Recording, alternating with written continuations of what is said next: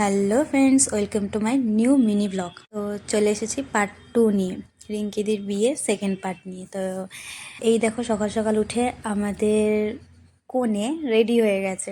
কেন রেডি হয়েছে বলো তো? আজকে ওর আইব্রো ভাত। আজকে ভেবো না, যেদিনকে ভিডিওটা করছিলাম তো সেদিনকে ছিল ওর আইব্রো ভাত।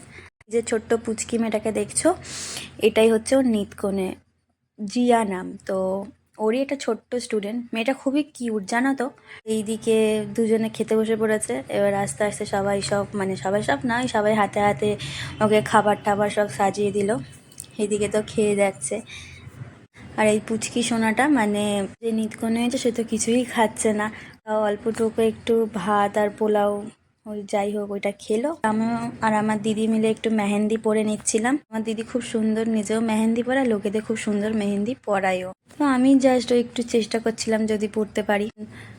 কারণ হচ্ছে অনেকেই ওকে বুকিং করে রেখেছে রিঙ্কিদির বিয়েতে, আমার মামিরা সবাই মিলে, যে আমাদের মেহেন্দি পরিয়ে দিতে। এরপর আমিও যদি বলি তাহলে তো আমাকে ঘাড় মটকেই দেবে। ওই জন্য আমি একটু একাই পরে নিচ্ছিলাম। তারপর বিকেলে চলে গেছিলাম রিঙ্কিদি শাখাপলা পরা দেখতে।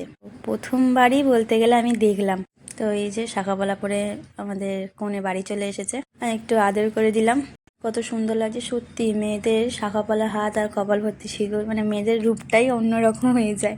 এটা সবাই বলতো, আমি রিঙ্কিদির এই বিয়ের সময় আমি বেশি রিয়েলাইজ করলাম যে হ্যাঁ, সত্যিকারে মুখটা কত সুন্দর লাগে, হাতগুলো কত সুন্দর লাগছে। তো বাই বাই, ভিডিওটা কেমন লাগলো জানিও, ভালো লাগলে লাইক কমেন্ট সাবস্ক্রাইব করে দিও।